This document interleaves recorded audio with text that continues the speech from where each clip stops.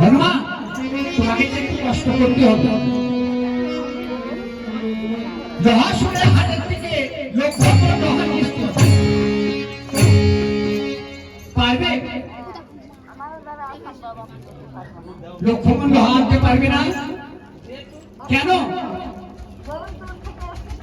হ্যাঁ ও তার চিন্তা করবেন, আমি আগে